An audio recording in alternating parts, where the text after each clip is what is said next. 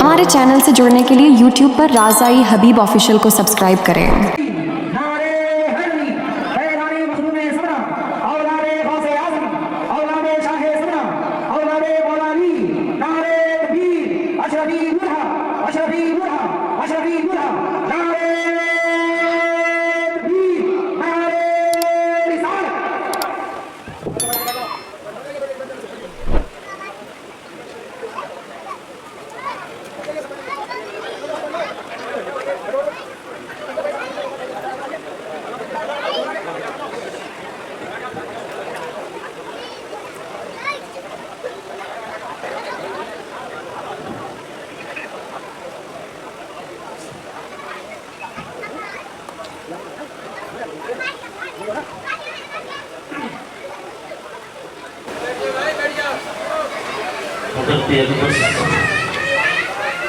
آقائے نعمت مرکز امید آخر سیدی سندی مرشدی مولائی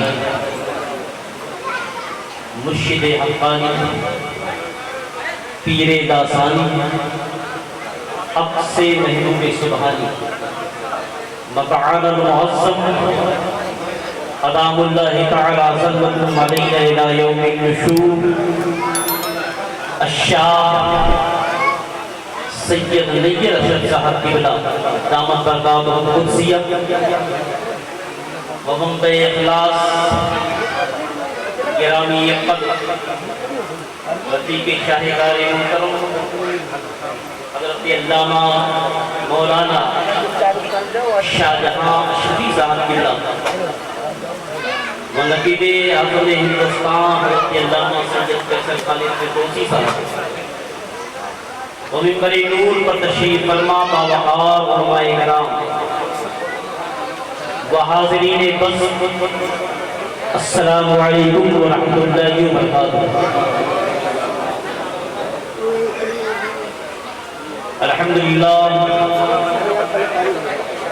الحمدللہ رب العالمین والعاقبۃ للمتقین والصلاة والسلام على من كان نبيا وآدم بين الماء والطين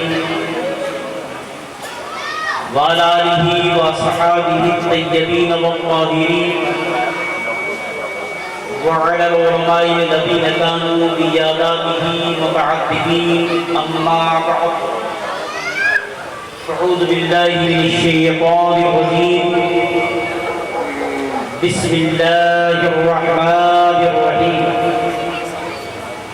ولو أنهم إذ ظلموا أنفسهم جاءوك فاستغفروا الله واستغفر لهم الرسول لوجدوا الله توابا رحيما صدق الله مولانا العظيم وصدق رسوله النبي الأمين المتين الكريم ونحن على ذلك من الشاهدين والشاكرين والحمد لله رب العالمين لي خمسة أخفي بها حر الوباء الحاكمة المصطفى والمرتضى وابناهما والفاطمة غوث اعظم ضمني بسرو ساما مدد قبلِ دی مدد کعبہ ایمان مدد معین الدین حسن عالم پناہ بسوئے ماں غریبہ ایک نگاہ سرورہ شاہ کریمہ دستگیرہ اشفاق حرمت روح پیمبر ایک نظر کن سوئے قادریم ناوے یا غوث اعظم می سنم دمجش احمد رضا خان قطب عالم می سنم سوچتا ہوں کیا کہوں میں کیا نظر آنے لگا سوچتا ہوں کیا کہوں میں کیا نظر آنے لگا وہ ریاض برزخ کبرا نظر آنے لگا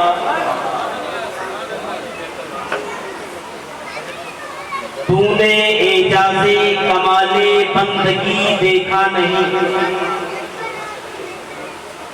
تو نے اعجاز کمال بندگی دیکھا نہیں، بھیس میں بندے کے خود مولا نظر آنے لگا، بھیس میں بندے کے خود مولا نظر آنے لگا، اور نور و بشرا مل گئے اور بن گیا نوری بشر، نور و بشرا مل گئے اور بن گیا نوری بشر، رہ کے پردے میں بھی وہ بے پردہ نظر آنے لگا، رہ کے پردے میں بھی وہ بے پردہ نظر آنے لگا، اور پھوٹتے ہی ان کے ہونٹوں سے تبسم کی کرن، پھوٹتے ہی ان کے ہونٹوں سے تبسم کی کرن، غیرت خورشید ہر ذرہ نظر آنے لگا، غیرت خورشید ہر ذرہ نظر آنے لگا، اور جا کے موسیٰ سے بھی کہہ دو وہ بھی آ کر دیکھ لیں، جا کے موسیٰ سے بھی کہہ دو وہ بھی آ کر دیکھ لیں، وہ بھی آ کر دیکھ لیں، ان کے رخ پہ نیم کا پردہ نظر آنے لگا، ان کے رخ پہ نیم کا پردہ نظر آنے لگا، اے غم ہجر نبی صد بار تیرا شکر، عرش اعظم ہی اتر کر آ گیا جب تمہارا گنبد خضرا نظر آنے لگا، جب تمہارا گنبد خضرا نظر آنے لگا، وہ فنا فی الحق ہوا، پھر کیا ہوا میں کیا کروں، وہ فنا فی الحق ہوا، پھر کیا ہوا میں کیا کہوں، قطرہ دریا میں گیا دریا نظر آنے لگا، قطرہ دریا میں گیا دریا نظر آنے لگا، اور ان کی یادوں میں جو ٹپکا اشک اختر آنکھ سے، ان کی یادوں میں جو ٹپکا اشک اختر آنکھ سے، منزلت میں عرش کا تارا نظر آنے لگا، منزلت میں عرش کا تارا نظر آنے لگا، دادے توحید کے مقبول شمع نبوت کی پروان، اولیاء امت کے جانثاروں میری ملت کے نوجوان، آؤ رسول ہاشمی کی بارگاہ میں جھوم جھوم کر درود پاک لگانے عقیدت بآواز بلند پیش کرنے کی سعادتیں حاصل کرنے اور پڑھے، اللہم صلی علی سیدنا مولانا محمد کما تحب اللہ صلی علیہ سلام سلام علیہ سیدی یا رسول اللہ، ایک مرتبہ اور محبت سے پیش فرما لیجیے، اللہم صلی علی سیدنا مولانا محمد طب القلوب و دوائیہا وعافیت الابدان و شفائیہا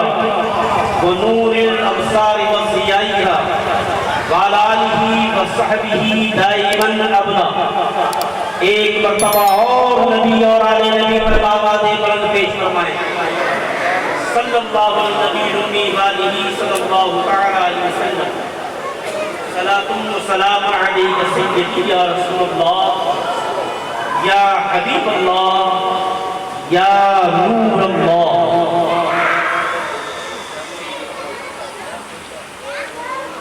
عزیزان ملت اسلامیہ، ابھی بھی خطبہ مسلمہ کے بعد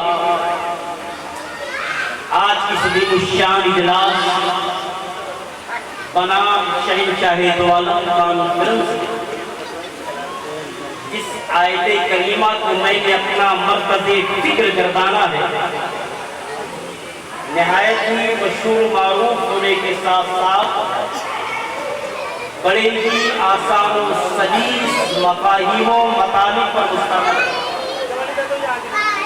اللہ تبارک تعالی ارشاد فرماتا ہے وَلَوْ أَنَّهُمْ إِذْ ظَلَمُوا أَنفُسَهُمْ جَاءُوكَ فَاسْتَغْفَرُوا اللَّهَ وَاسْتَغْفَرَ لَهُمُ الرَّسُولُ لَوَجَدُوا اللَّهَ تَوَّابًا رَحِيمًا۔ اے محبوب ایسا ہوتا، آپ ذرا انداز خطاب دیکھیں، کتنا پیارا انداز ہے، کتنا انوکھا انداز ہے، کتنا نرالا انداز ہے، کتنا دل نشیں انداز ہے، کس قدر محبوبیت سے لبریز انداز ہے۔ اے محبوب، سبحان اللہ، زور سے بولو سبحان اللہ، تمہارے نبی کی بات ہو رہی ہے، کس محبت کے ساتھ میرا رب اپنے حبیب سے خطاب کر رہا ہے۔ اے محبوب ایسا ہوتا کہ نفسوں پر ظلم کرنے والے جاؤکا تیرے پاس آتے اور اللہ سے بخشش چاہتے، اور اے محبوب آپ بھی ان کے لیے بخشش کی دعا کرتے، تو وہ لوگ جو اپنے نفسوں پر ظلم کر رہے ہیں وہ اپنے رب کو بہت زیادہ توبہ قبول کرنے والا مہربان پاتے۔ میں نے بڑا سلیس مطلب خیز ترجمہ سے سمجھا۔ اس آیت کریمہ میں ایک لفظ ہے ظلم، وہ بھی نفسوں پر ظلم کی بات کی گئی، لیکن ذرا انصاف سے بتانا، کیا کوئی شخص و فرد اپنے نفس پر بھی ظلم کرتا ہے؟ ظلم کرنے والے ہمیشہ دوسروں پر ظلم کرتے ہیں، دوسروں کے بچوں کو یتیم کرتے ہیں، عورتوں کو بیوہ بناتے ہیں، قتل و قتال کا بازار گرم کرتے ہیں، مکانوں پر بلڈوزر چلاتے ہیں۔ ہر ظالم دوسروں پر ظلم کرتا ہے، اپنے اوپر تو ظلم کرنے کا تصور بھی نہیں کیا جا سکتا۔ کیوں؟ اس لیے کہ ہر انسان اپنے کو سب سے زیادہ چاہتا ہے، اور جو اپنے کو سب سے زیادہ چاہے کیا وہ اپنے نفس پر ظلم کرے گا؟ اگر آپ کسی دوسروں کو بھی چاہتے ہیں تو اس چاہت میں بھی آپ اپنا مقصد دیکھتے ہو، بغیر مقصد کے آپ دوسروں کو بھی نہیں چاہتے۔ تو جو شخص دوسروں کو بھی اپنے مقصد کے لیے چاہے کیا وہ اپنے نفس پر ظلم کرے گا؟ اگر کوئی باپ اپنے بیٹے کو چاہتا ہے تو اس کا مقصد یہ ہوتا ہے یہی میرا بڑھاپے میں سہارا بنے گا، بازو تھامنے والا ہوگا، اس سے میری نسل چلے گی، یہ بڑھاپے کا میرا لاٹھی بنے گا۔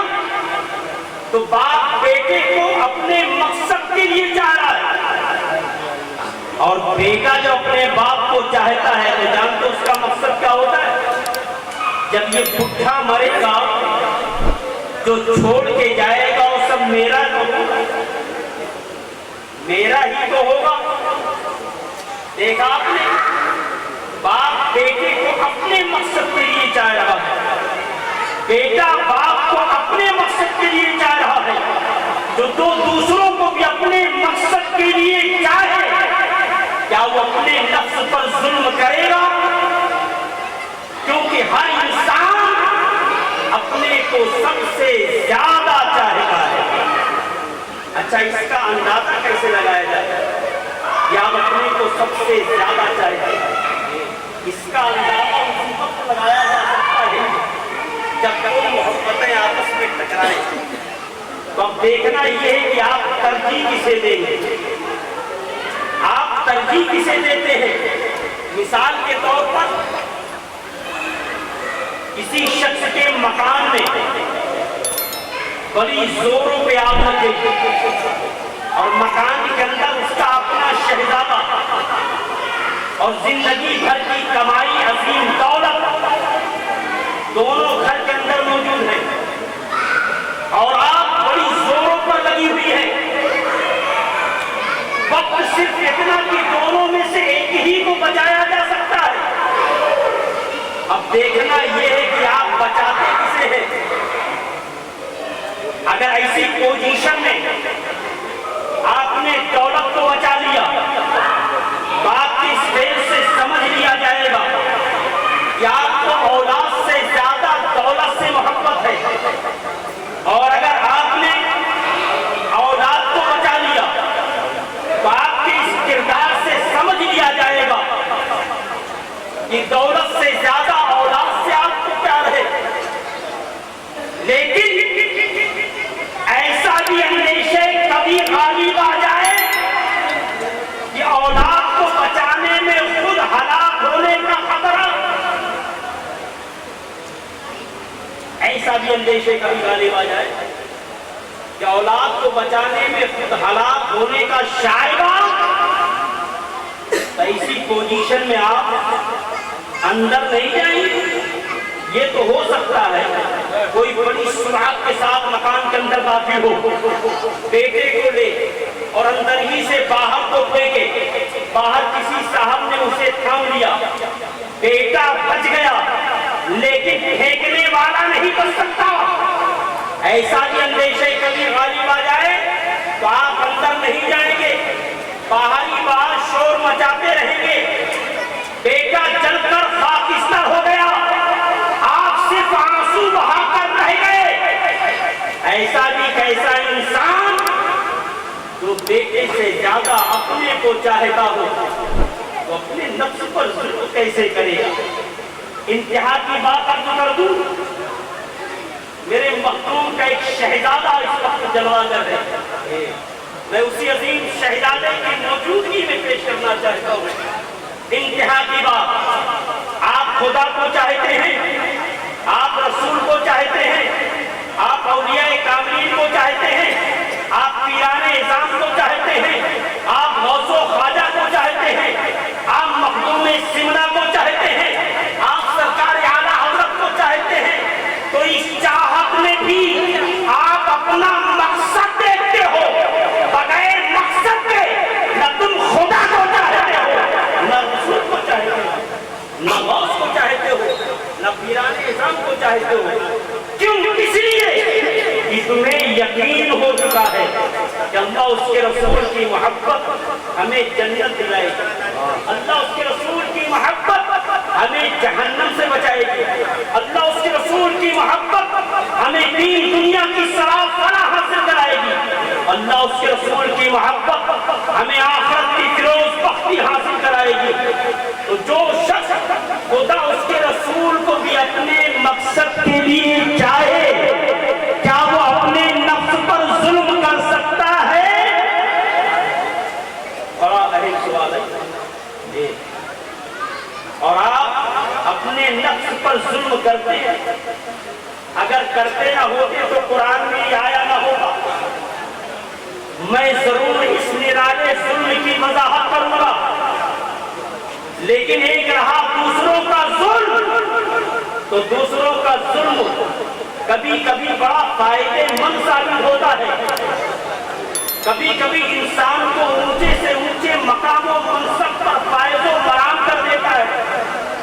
دوسروں کا ظلم، مثال کے طور پر کسی نے آپ کو گالی دی، توجہ فرمائیے، کسی نے آپ کو گالی دی، آپ نے صرف صبر کا مظاہرہ کیا، آپ نے گالی کا جواب گالی سے نہ دیا بلکہ آپ نے صرف صبر کیا۔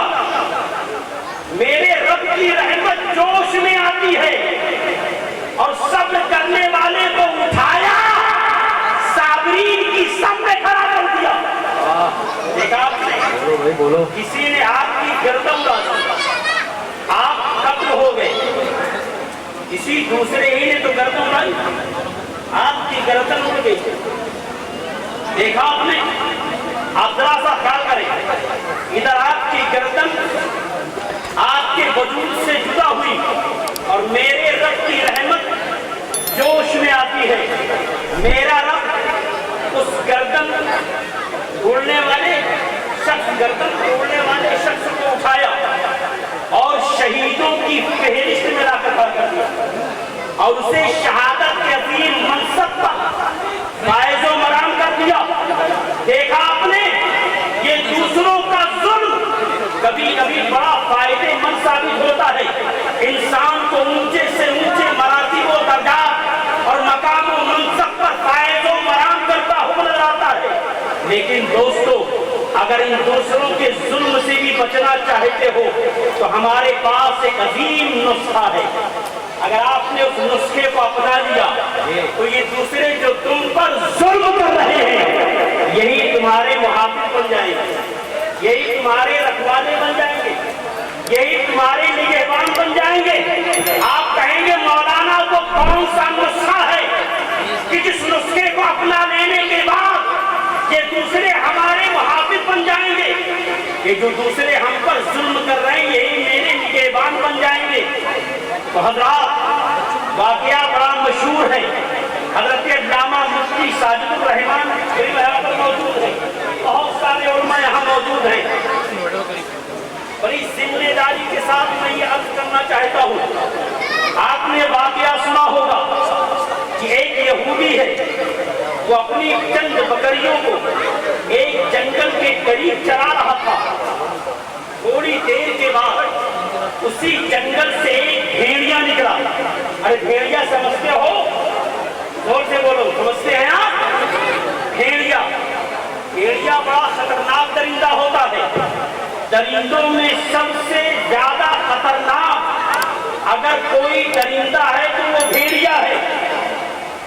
کیوں؟ اس لیے کہ بھیڑیا جو ہے اور سارے درندے اپنے شکار کو مار ڈالتے ہیں تب کھایا کرتے ہیں، لیکن بھیڑیا یہ ایسا درندہ ہے کہ یہ اپنے شکار کے مرنے کا انتظار ہی نہیں کرتا، حضرت یہ نوچ نوچ کے کھاتا ہے، اتنا خطرناک درندہ۔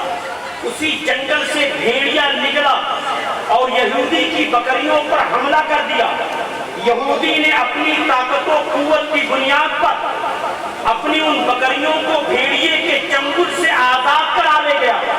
بھیڑیا جا کر دور بیٹھا اور کہنے لگا، خدا نے مجھے رزق دیا، تو نے چھین لیا، خدا نے مجھے رزق دیا، تو نے چھین لیا۔ یہ کون کہہ رہا ہے؟ یہ وہی بھیڑیا کہہ رہا ہے۔ کس سے کہہ رہا ہے؟ یہودی سے کہہ رہا ہے، خدا نے مجھے رزق دیا، تو نے چھین لیا۔ اور جیسے یہودی نے بھیڑیے کی اس گفتگو کو سنا، حیرت و استعجاب سے ہوئی گہرائیوں میں غرقاب ہو گیا اور یہ پکار تھا کہ یہ درندہ ہو کر انسانوں جیسا کلام کر رہا ہے، کتنی حیرت کی بات ہے۔ اس یہودی کا حیرت میں پڑنا ہی تھا کہ بھیڑیا پھر پکار تھا، اے یہودی تو حیرت اس بات پر کر رہا ہے کہ میں انسانوں جیسا کلام کر رہا ہوں، حیرت تو یہ ہے کہ اسی پہاڑوں کے پیچھے کھجوروں کے جھرمٹ میں ایک اللہ کا نبی مبعوث ہوا ہے جو ماضی و مستقبل کی خبریں دے رہا ہے، اور اس کے دیدار کے لیے تو نہیں جاتا، اس پر ایمان نہیں لاتا۔ یہودی اور تعجب میں پڑ گیا کہ یہ بھیڑیا برابر کلام کرتا چلا جا رہا ہے، انسانوں جیسی بولی بولتا چلا جا رہا ہے۔ پھر سوچا ہو سکتا ہے بھیڑیا سچ ہی کہہ رہا ہو، چلو چل کر اس نبی کو دیکھیں، چلو چل کر اس نبی سے ملاقات کریں۔ پھر خیال آیا کہیں ایسا تو نہیں بھیڑیا یہ مجھے چکما دے رہا ہو، ادھر میں نبی کی بارگاہ میں جاؤں، ادھر یہ میری بکریوں کو چک کر جائے۔ یہ خیال لانا ہی تھا کہ بھیڑیا پھر پکار تھا، اے یہودی تو نبی کی بارگاہ میں جانا چاہتا ہے، جا، میں تیری بکریوں کی رکھوالی کروں۔ رکھوالی کروں گا. اتنا سننا ہی تھا کہ یہودی نے اپنی بکریوں کو چھوڑا اور بارگاہ مصطفیٰ میں حاضر ہو گیا.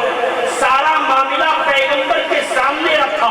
میرے نبی نے اس کی تصدیق فرمائی. اور جب یہودی پلٹا تو دوستو خالی نہیں پلٹ رہا ہے بلکہ ایمان جیسی عظیم دولت ساتھ میں لے کر کے آ رہا ہے. غلامی رسول کا پٹا گلے میں ڈال کر کے آ رہا ہے. دامن رسالت امام میں اپنے لیے نجات کی جگہ بنا کر کے آ رہا ہے. اور جیسے ہی یہودی ایمان کی دولت لے کر اپنے بکریوں کے پاس آیا تو دیکھ کر دنگ رہ گیا کہ واقعی بھیڑیا بکریوں کی رکھوالی کر رہا ہے.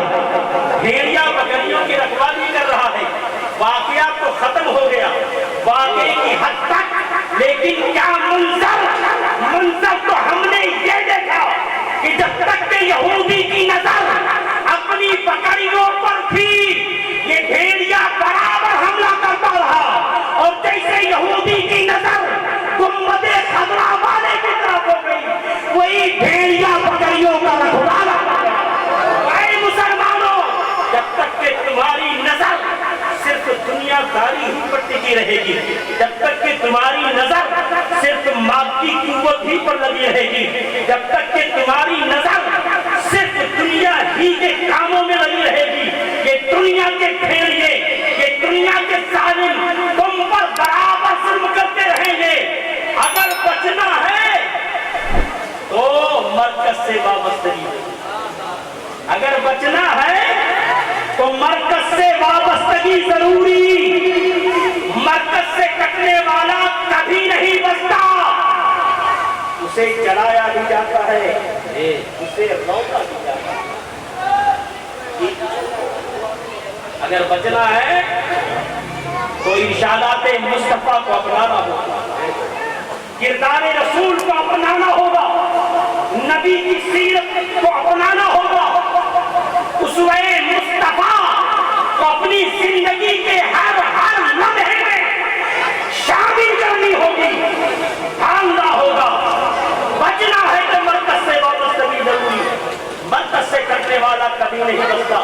صبح سے شام تک نہ جانے کتنے درخت آپ دیکھتے ہیں, بے شمار درخت آپ کی نگاہوں سے گزرتے ہیں, اور آپ یہ بھی دیکھتے ہیں کہ انہیں درختوں کی شاخوں سے بے شمار پتیاں جدا ہو کر کے فرش پر آ جاتی ہیں, اور آپ ان پتیوں کو بڑی بے دردی کے ساتھ رونتے ہوئے نکل جاتے ہیں.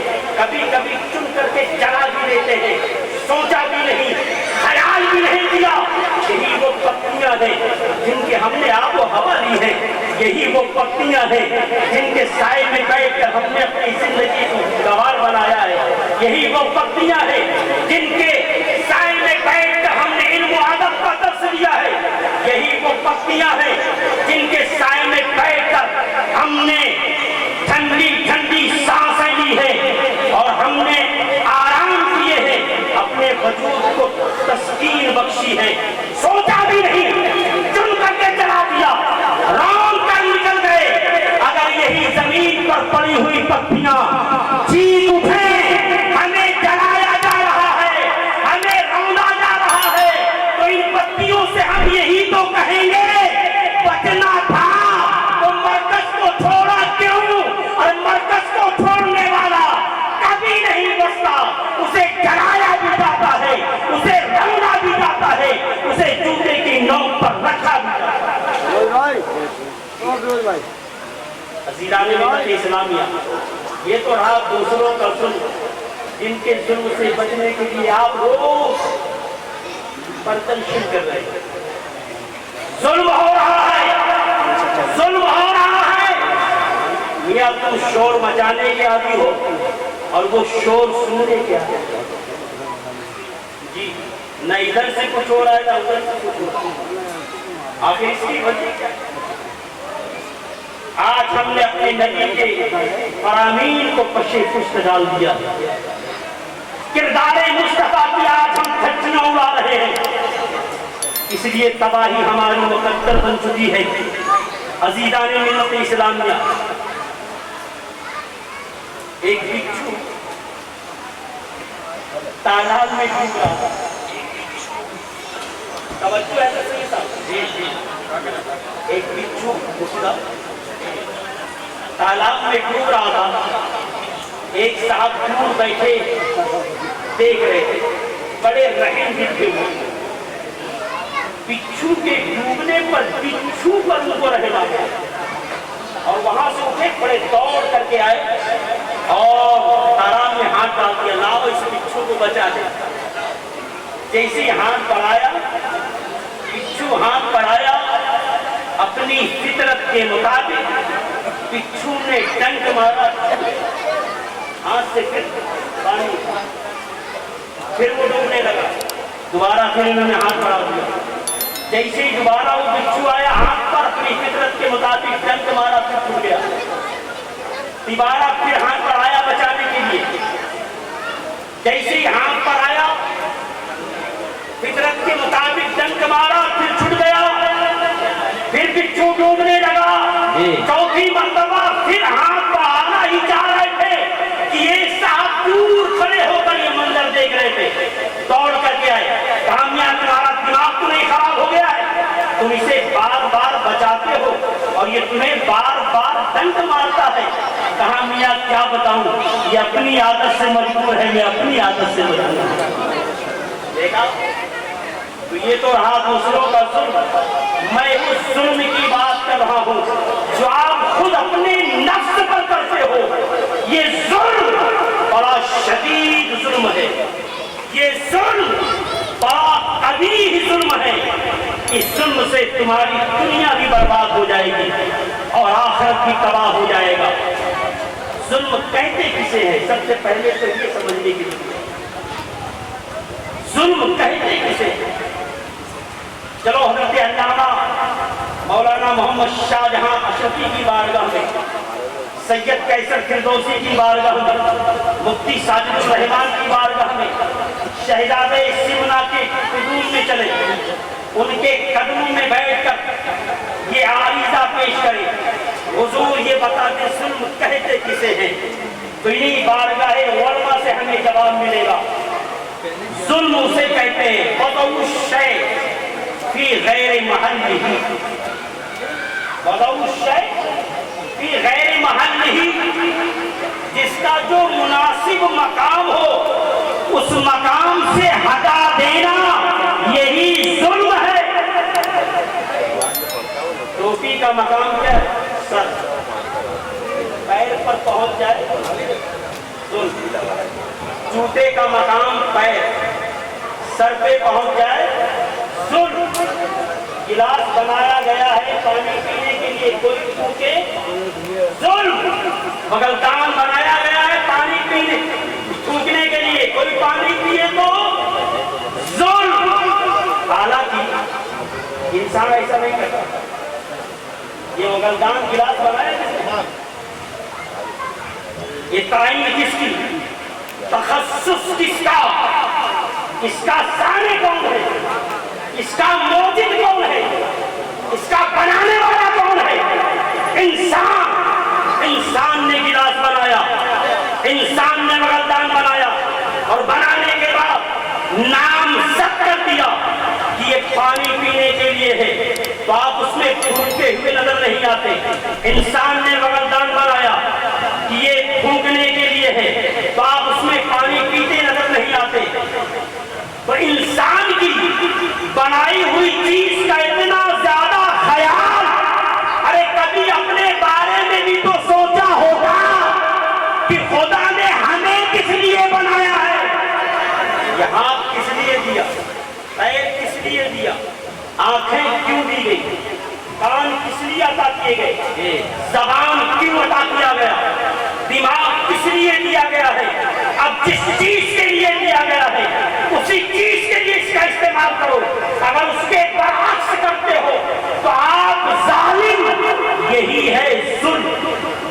ایسے موقع پر میں اپنے تمام اسلامی بھائیوں سے ہاتھ جوڑ کر بڑے ہی ادب و احترام کے ساتھ عاجزانہ گزارش کرتا ہوں, اے میرے اسلامی بھائیوں, صرف اور صرف کلمہ پڑھ کر اپنے دل ہی کو مسلمان مت بناؤ اور اپنے اسلام سے مطمئن مت ہو جاؤ, بلکہ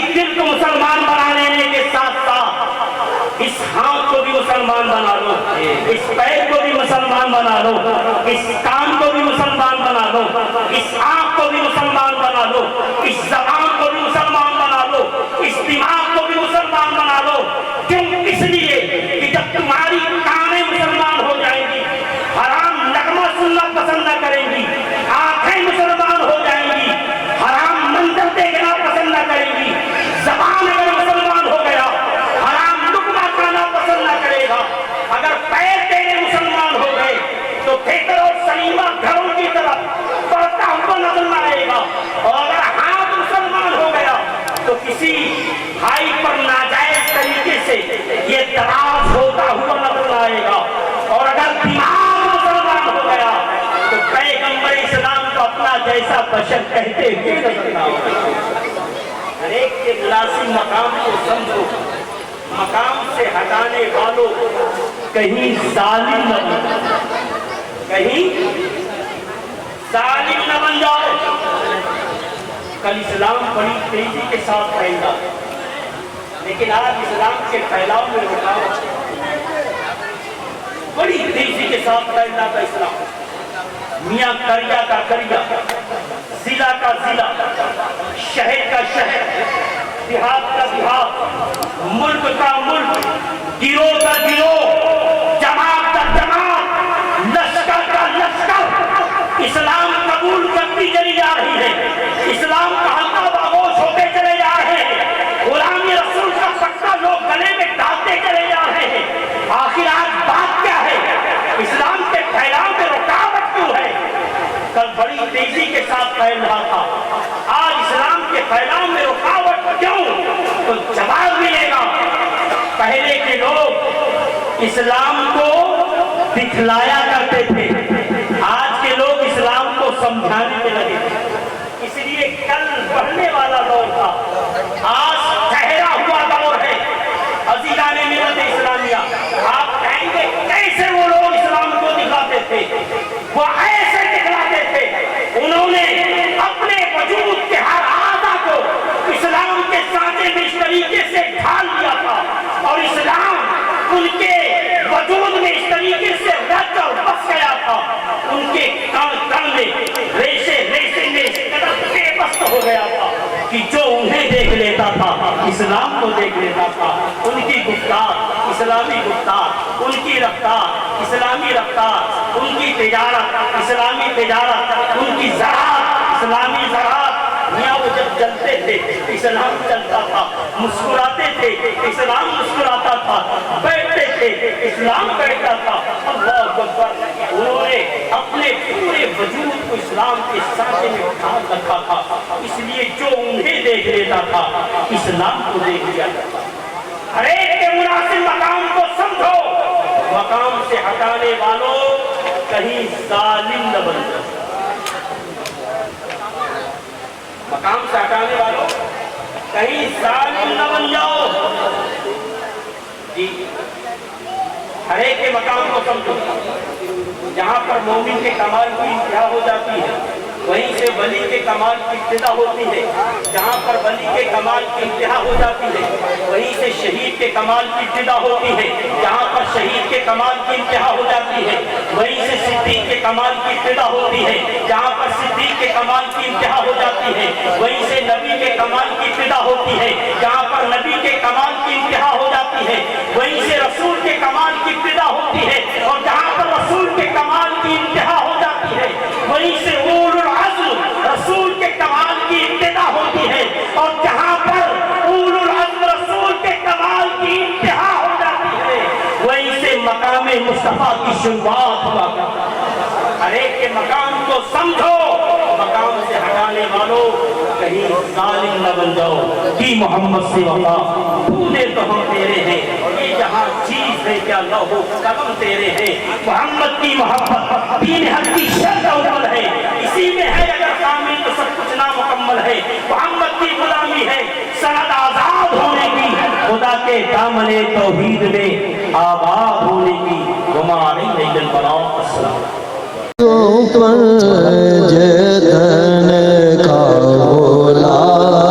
ہمارے چینل سے جڑنے کے لیے YouTube پر رازائی حبیب آفیشیل کو سبسکرائب کریں۔